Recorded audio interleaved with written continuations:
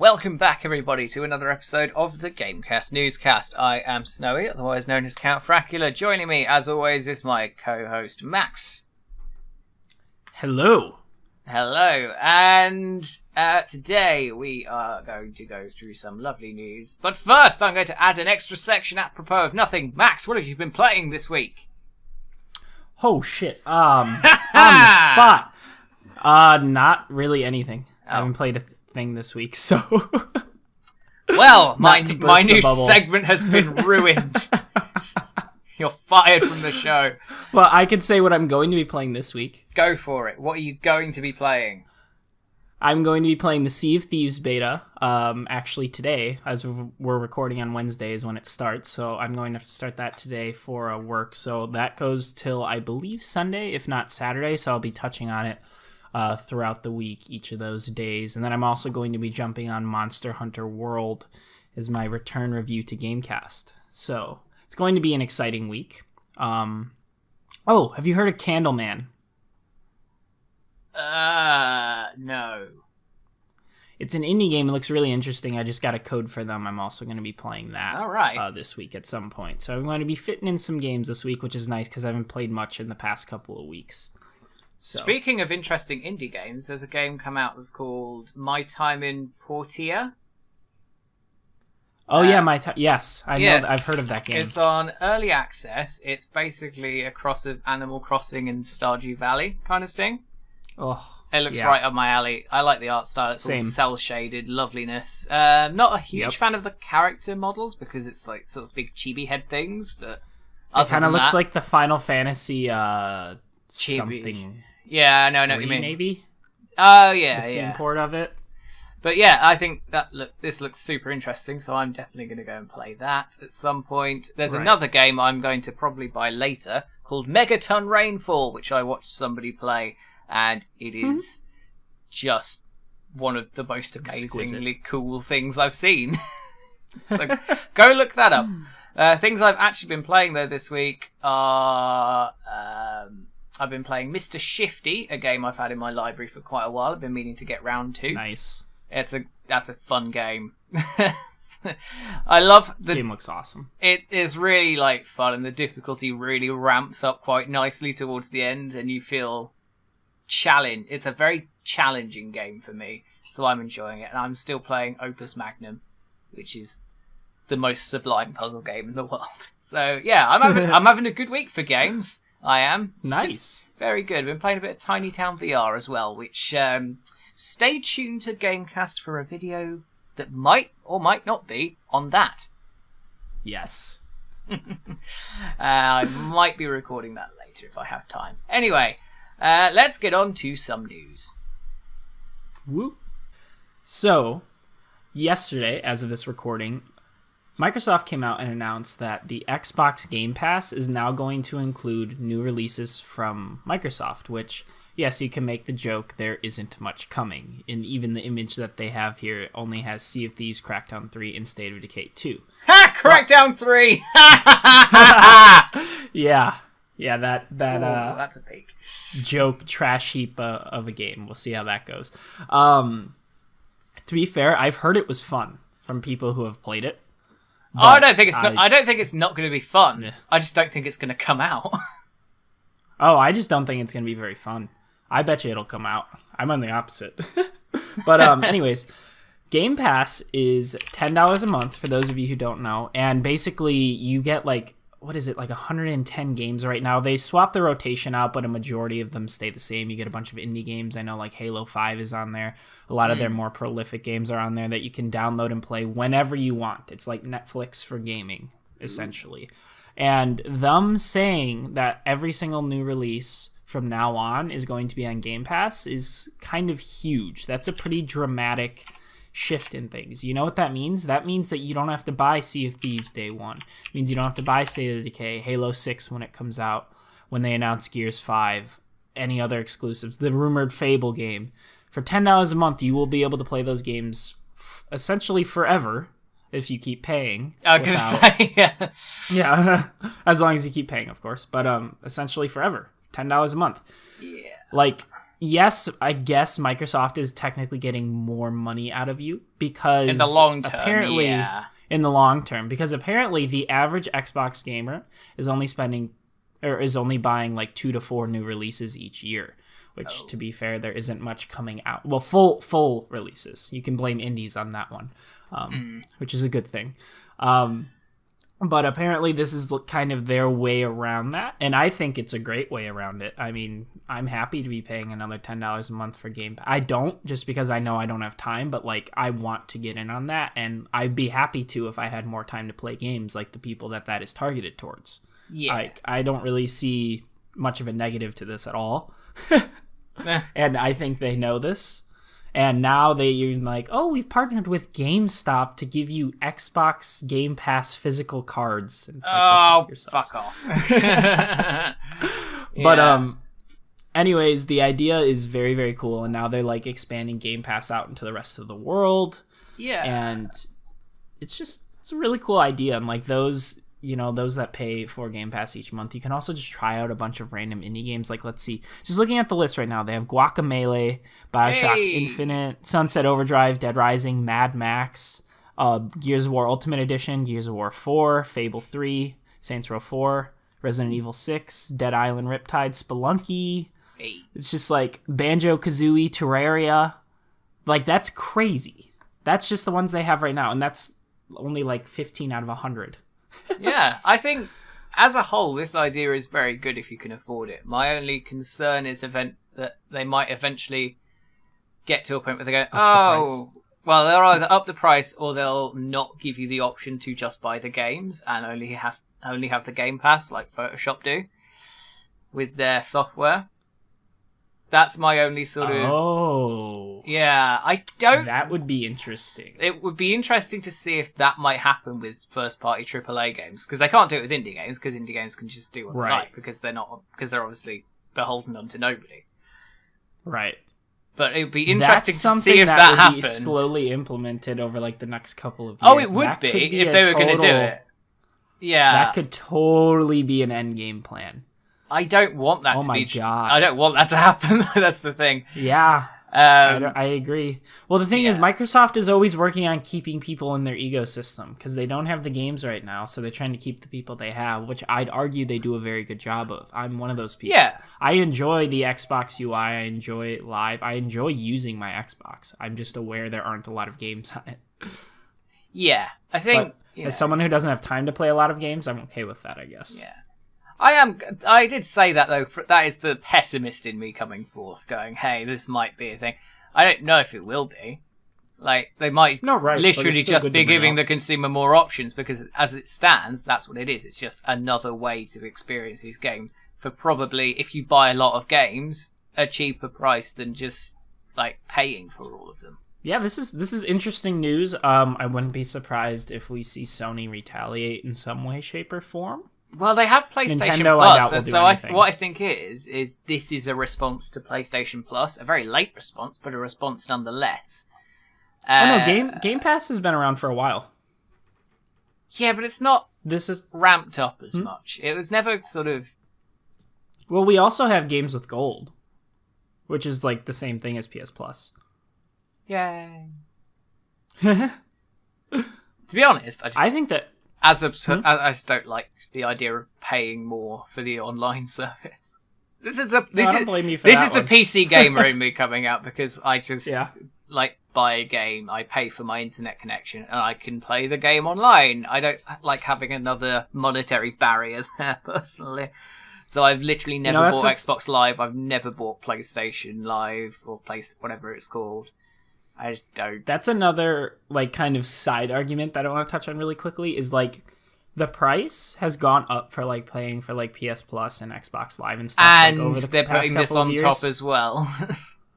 Yeah, but what I want to say is we don't know what they're doing with it anymore. Like obviously they're still paying for Obviously they're still paying for server upkeep and everything, which is fine, whatever.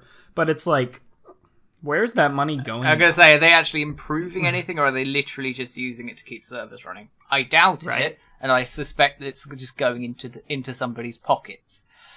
right? It's a pretty interesting thought process as to where that money goes now. Because I understand starting it up, like back in the day, like 2006, when the 360 started. But nowadays, a lot of that stuff is established. It's solid, So it's interesting. It's just kind of a food for thought. Where is that money going right now? There's really no clarity on that at all. On either side. No. Well, that's how these things tend to work. No clarity. I guess so. We don't want people to know what's happening, because if we do, then everything will be like, So maybe maybe that's for the best in the long run, in their eyes. But oh well. Yeah. Yeah, okay. I'll come out of my cynical coat. I think that overall this has the potential to be a good idea, because, as you told me before, it could be beneficial to me because I am a PC owner, a Windows PC owner, so I could use the whole Play Anywhere to just get these games, and be able to play them on my PC. Yep. But then I'd also have to use the Windows Store, which is fucking atrocious. So, I have never bought a game through there. The only thing I've ever done is got Phantom Dust for free on it, and that's it. Never got a single thing from that piece of shit store. It's the worst laid out store I've ever seen in my life. It's pretty bad. It's pretty awful. Yeah, that's the other interesting thing, because remember they said just about every first party release will be Xbox Play Anywhere. Yeah. So that's right, you PC gamers. You can buy Game Pass and get Halo 6 for $10 a month, and I think they're counting on you doing that. Probably, yeah. I think they're very much trying to get a hold of the PC market, which they lost somehow. Right. There's no reason that Microsoft should have lost it. I know that they implement things like Games for Windows Live, and they just chucked away the PC market because they're idiots. But anyway, this is them trying to get Souls. Yeah.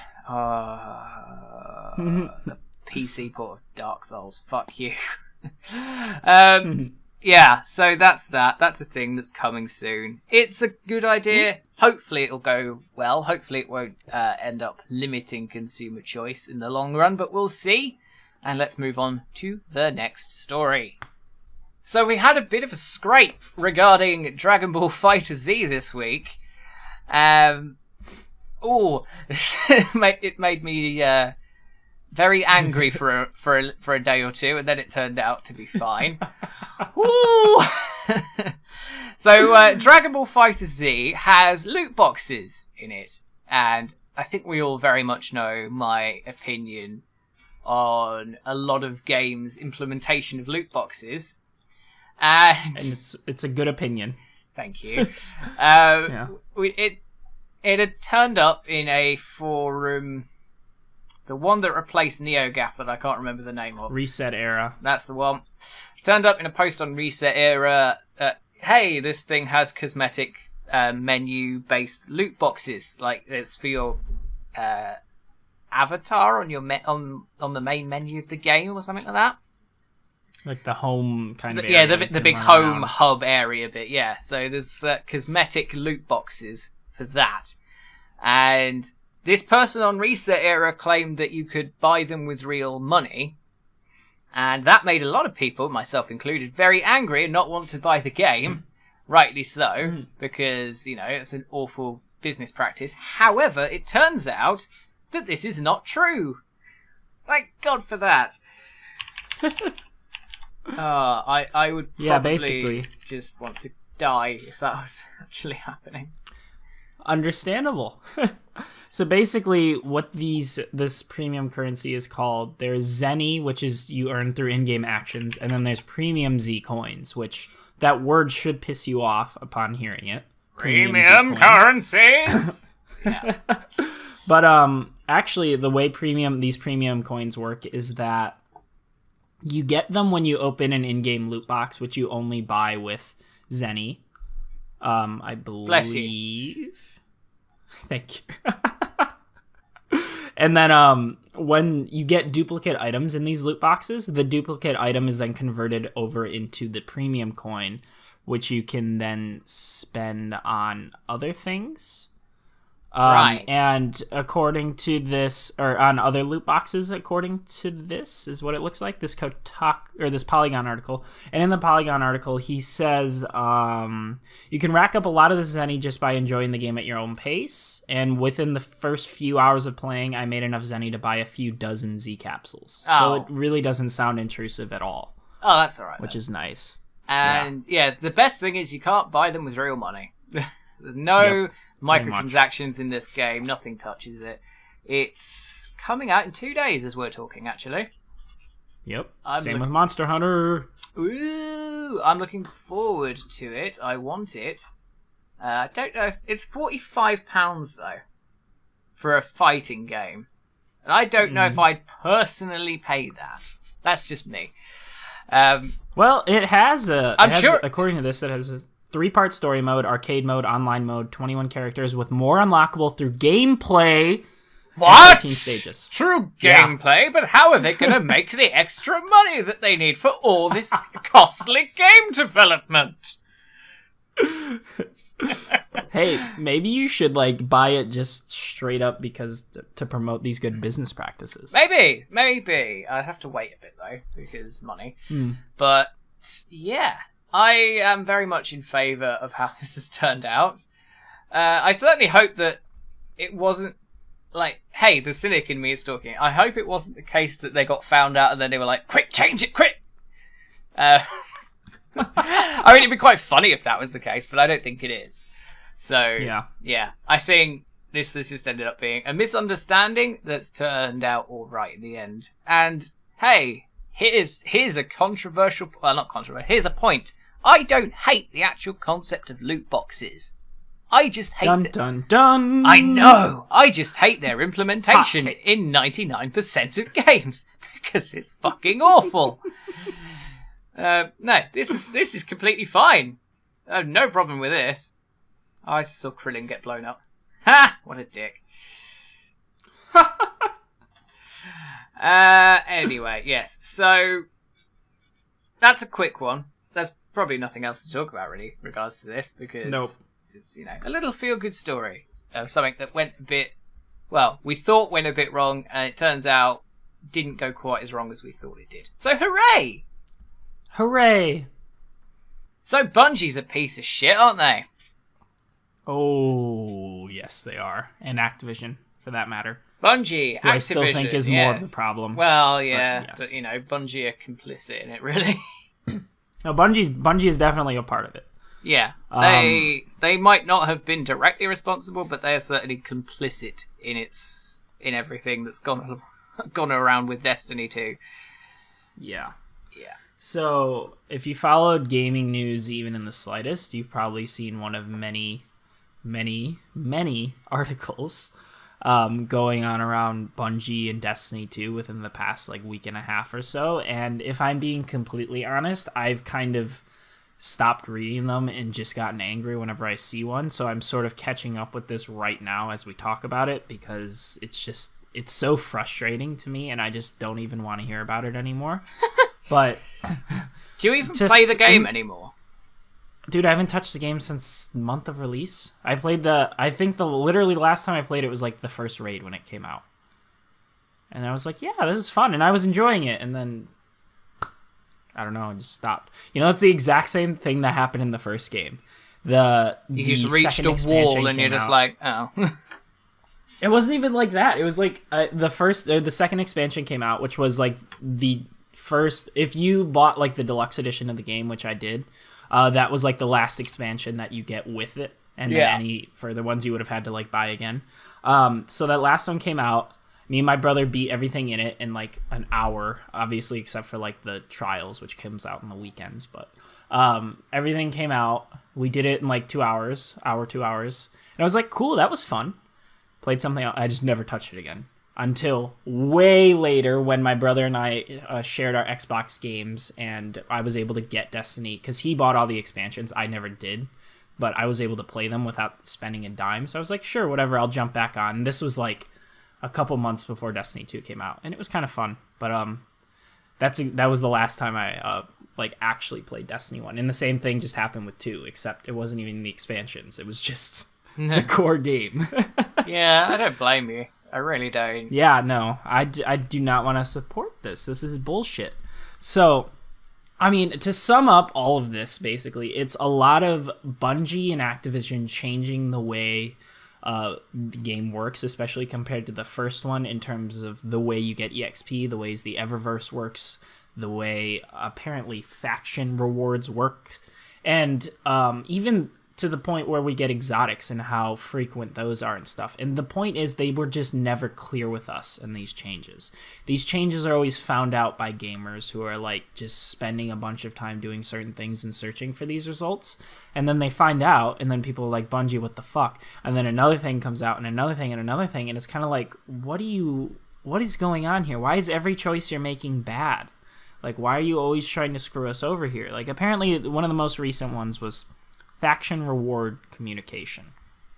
So this time there's a change that sort of throttled the number of faction tokens you can own, and they didn't really clear up how many faction weapons would be released either. And apparently there was something going on where hundreds of faction tokens could be earned per hour without firing a single shot. And then that was last year, and then Bungie fixed that bug by preventing players from gaining rewards from lost sectors, which are, I guess, hidden areas that are kind of like mini dungeons if they did them too quickly. So if you did a part of the game, a mini dungeon, too quickly, you wouldn't get rewards from it. That was their idea for a fix. That was their idea for a fix. That's not a fix. So anyways... What does that fix? How does that fix anything? I don't know. Hey, I mean, you're doing it too quick. Do it slower now. What?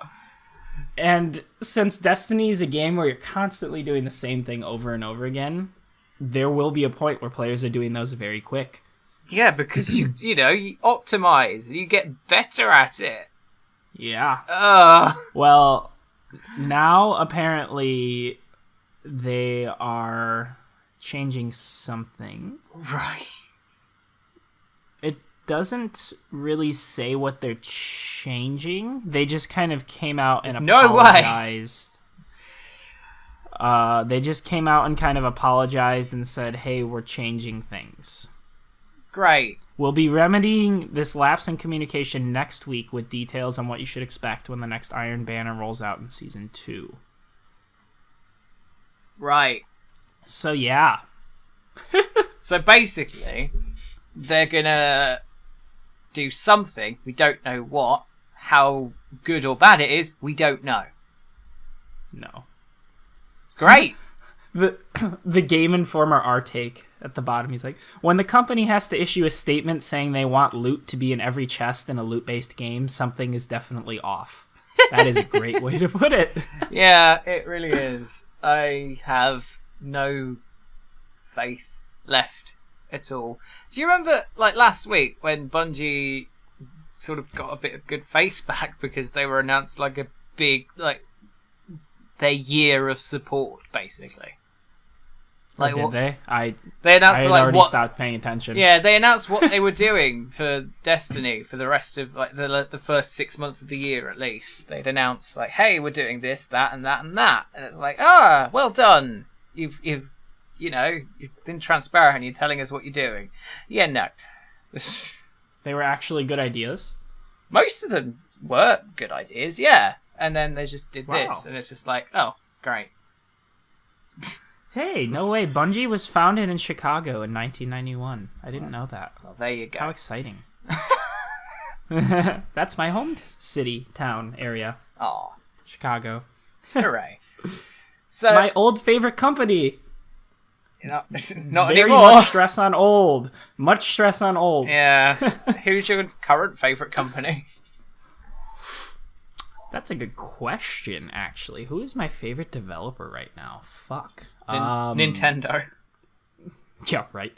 I mean, I can't really say that safely since I don't own a Switch, but, like, yes. Yeah. To a point. No, I'm saying Nintendo. Probably, out of the bigger ones. Probably some indie developer. honestly. I mean, I love Devolver, even though they're a publisher. Anything that comes out of Devolver. Oh yeah, you can trust basically anything out there. That's a damn good company. Ooh. I mean, I have a lot of developers like where I hear their name, I'm like, hell yeah. But I don't know if I necessarily have like a favorite one right now. Wow, that's sad to think about. Okay. Side note. I love the way the games industry is going. Yeah. Side note, Humble Bundle, for $12, the highest tier at the moment, on the Paradox Bundle, you can get Stellaris. Oh. For $12. Ooh. Yes, I might do that. Do you have Pillars of Eternity? Games. No, but I want it. Well, if I buy this bundle, you can have the key for Pillars of Eternity, because I already have it. Oh, Jesus. I will pay you for that. Nah, don't worry about it. That's amazing. On Steam? Yeah, it's a Steam key. Yeah. What kind of fucking bundle is this? A good one. Magicka 2 on there as well. Wow. Anyway. Okay. Yeah, back to Bungie. Oh, they suck. Yeah, so Bungie is shit. That's the end of that story. Yeah. I've given up on anything don't to do with Destiny 2. I wasn't like overly excited to buy it in the first place, and now I'm really not going to buy it. So, yeah. Bye. Right. So Atari is shit, aren't they? Mm-hmm. Well, they collapsed the industry in the 80s, so yeah, they are pretty shit. Let's be fair. Didn't say that in this fucking announcement trailer, did they? Nope. No. Instead, he talked his ass off. Yeah. Talked his ass up, rather. For those of you who don't know what we're talking about, there is going to be... Well, Atari are trying to get a Rollercoaster Tycoon game on Switch. That sounds like a great idea, doesn't it? Oh, wait. Yes. No. It's not a good idea. Do you know why? Because it's the mobile... It's a port of the mobile version, Rollercoaster Tycoon Touch, which is a piece of shit, and they're going to up the graphics slightly. They're probably still going to have the microtransactions in there, and I'm sure. Yeah, piece of shit. It's what they've done though is they've launched a crowdfunding page for it. Sort of. Yes. This isn't actually this isn't a normal crowdfunding page like Kickstarter or whatever. This is called Start Engine, and this is more for the serious investors, in quotes. Like companies. Yeah, exactly. Companies and people with more money than common sense who invest for a return on their investment partway down the line. So they're saying in this that you get, if you invest over $250, you'll earn your share of 50% of profits until you make 120% of your goal, after which you'll earn your pro rata share of 25% of profits until 18 months after the worldwide release of the game, or and here's the worst bit, or the earlier termination of our license to market and sell the game. So basically what they could do they could make the game, smack it on the Switch, and then just abandon it, leave it to someone else, and they run off with whatever profits they've made because they don't have to pay anyone back. Yeah. Think about that. Oh, Lord. Yeah, the percentages are subject to pro-rata decreases in the event when we raise less than the $2 million we are seeking to raise in this offering, and in the offering under regulation, whatever, which we anticipate engaging. See the offering details in the document. And there's some perks as well, as an investor. Would you like to hear these perks? Can we put perks in quotes? Yes, perks is definitely needing to be in quotes. Because all investors will receive an invite to an online investors site, and you can have your name listed on that page. Ooh.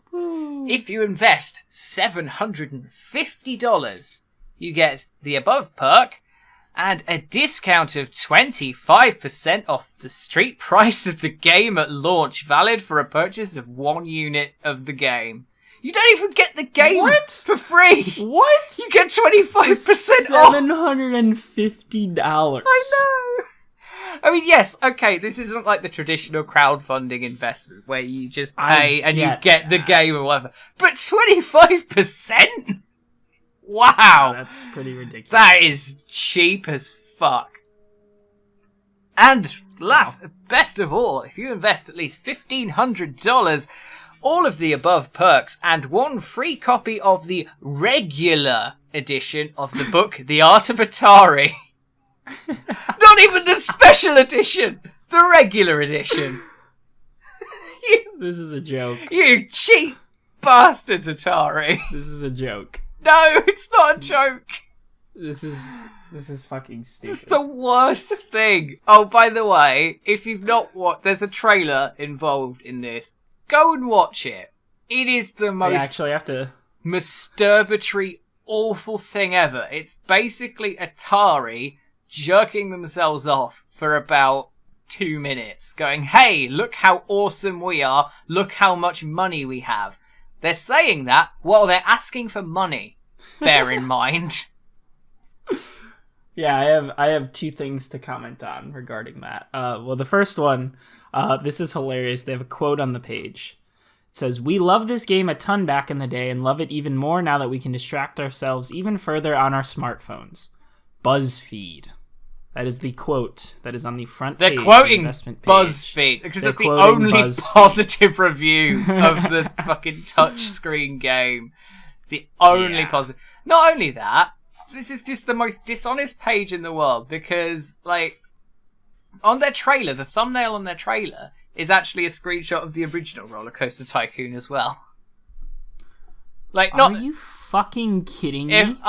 If you just find the thumbnail of the original video, if I just send you an article, and it will have a link to the YouTube with the thumbnail. Right.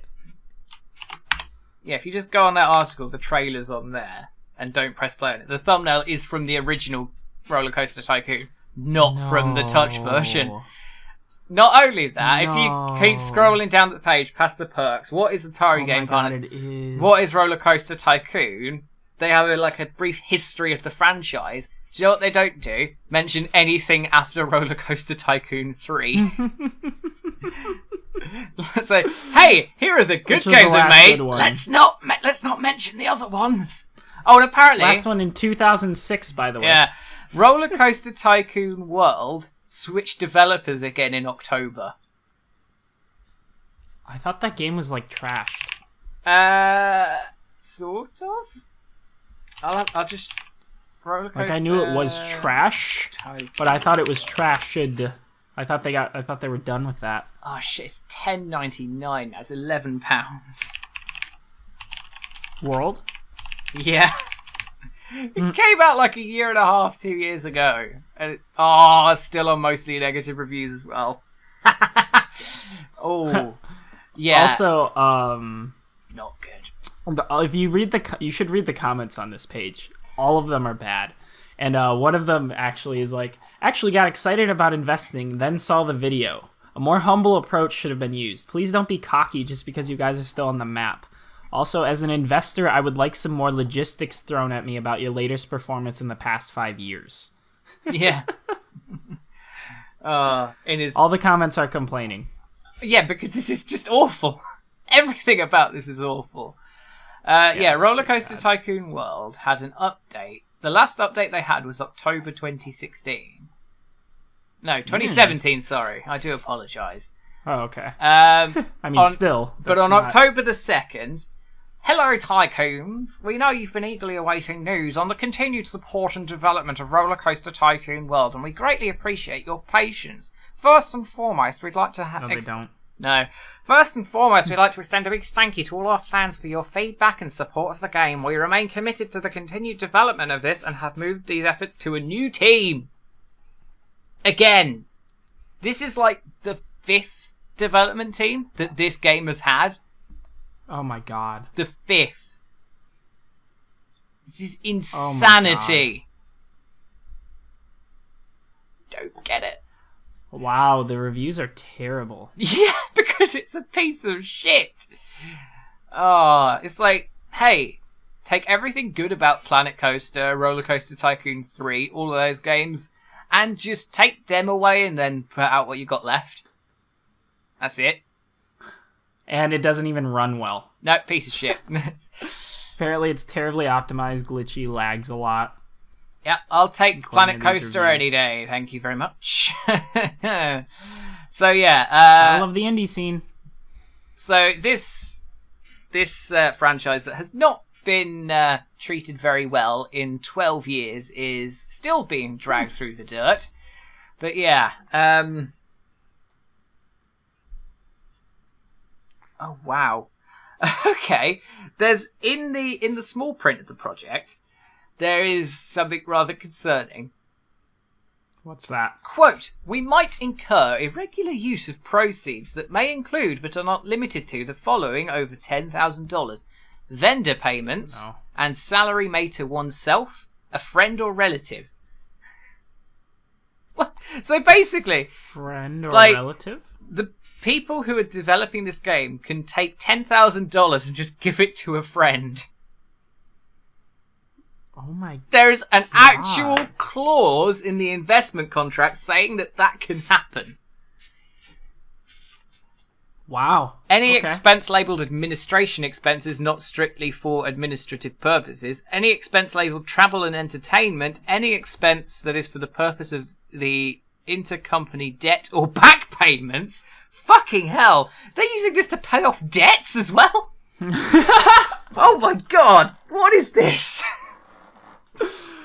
Wow, yeah, this is fucking this is hell. This is terrible. What on earth? Oh fuck, is I this? forgot about the Atari box. This is what Atari is up to now. Oh my god, their trademark. No, this website's trademark is only in 2017. They haven't even renewed their trademark. They don't have enough money to do it. Like, that's the entire website. But yeah.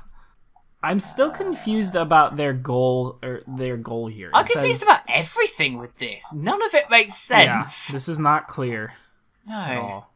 Someone in the comments complained saying they already made their goal, but here it says $15,650 raised of $10K to $1.7 million. What they've said on goal. this is they want, to get the money they have to get at least $10K, which they've made somehow. Okay.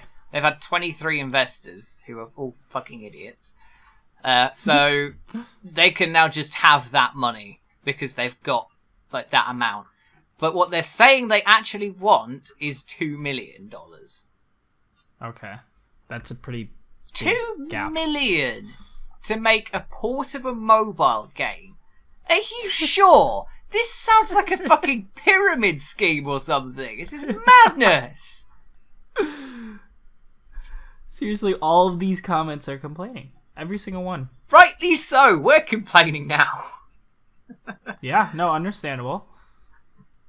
I played the mobile version. It sucks. This is an embarrassment to bring to the Switch. The Switch is more powerful than this crap. If you're going to port anything to Switch, port Rollercoaster Tycoon 3, not mobile. I won't support this in any way as possible. It's an insult to the Switch fans. Bring in Rollercoaster Tycoon World instead. No, no, don't do that. You could easily rebuild the game to work with the Switch. Stop being lazy devs. For anyone else out there, please do not invest in this. Put a stop to this as soon as possible. Let's not let these companies steamroll us any longer. For anyone that thinks you will invest into RCT, please be warned this is a trick. They're referring to the mobile, not classic or world. Do not support. Yeah, I completely agree. If you have seen this and remotely consider investing, don't do it. God, don't. No. What awful thing this is.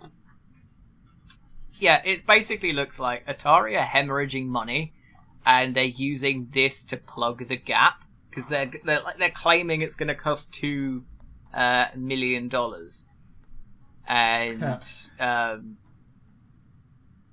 yeah, so they claim it's going to cost $2 million to make this port of a mobile game. It's not. And they're saying basically they can use this money for anything that's not that. Gotta love it. So, yeah, what that's saying is, hey, we need money. They're probably in a lot of debt. They're probably, like, about to go out of business again. So... Hey, don't forget they're coming out with a console, too. That's not going to happen at this point. The Atari box. It's going to save the company. No. Oh, there's one comment that's positive. I can't wait to play this game on my Nintendo Switch. Wow. That's it. That's it. Amazing. Someone's like, I can't wait to see what Jim Sterling will have to say about this. Yeah, he's going to have something interesting to say. Guys, come on, this is amazing that someone misread the calendar. It's not April 1st yet. That's funny. That's funny. Yeah, that's... I feel like they're only allowing companies to invest because they know people wouldn't invest. They know that people wouldn't have. Oh, yeah, if they mention Rollercoaster Tycoon World, or if they go into any particular detail about Rollercoaster Tycoon Touch, or Rollercoaster Tycoon 4 Mobile, which is the predecessor to that, which was even worse, then obviously no one's going to invest. So I get why they didn't mention it, but still, it's a bit misleading. World is not, even on their timeline, World is not mentioned. It says 2006 Platinum Edition of 3, then 2017 Tycoon Touch. Straight onto the Touch one. Yeah, no. A runaway success. Ha! No. Yeah, because it was a mobile game and you probably spent $10 total developing it. Yeah, and you had to pay like $50 just to speed up the building of a roller coaster or something. I'm going to have a look at this on Rollercoaster Tycoon. I actually have Rollercoaster Tycoon Classic on my phone, like the original port. Like the port of the original to mobile. There's nothing wrong with it? No, that's just a straight port of the original game. It cost me like a couple of quid. That's awesome. Yeah. Rollercoaster Tycoon Touch. Wow, 4.3 out of 5. This game is... that means nothing. This game is so additive. That always happens. This game is an additive, apparently. Not addictive. Makes children do shitty things. There we go. Right. Well, all mobile games. Yeah, exactly. Right. This is a piece of shit. Don't invest in it. Don't touch it. If it comes out on Switch, I'm going to cry. Let's move on and end this shambles. That brings us to the end of another GameCast Newscast. I hope you enjoyed it. If you did, give us a like, subscribe, or a share, whatever you fancy. Our social links are in the description, and you can join in our Discord with a link there as well. And if you're interested in becoming a member of GameCast, we're looking for people to fill in various content creating roles, give one of us a message, something like that. We'll have a lovely chat with you about that. But anyway, I'd like to thank my co-host Max for joining me today. You are just so welcome, Snowy. Indeed. And next week we'll have a guest. Goodness me. Whoo! Remember when we were doing that every week? Oh, yeah. The good old days. Yeah, the good old days. So, yeah, we'll have a guest next week, and that'll be fun. And, yes, lovely. We'll see you next time. Bye-bye. Bye, everyone.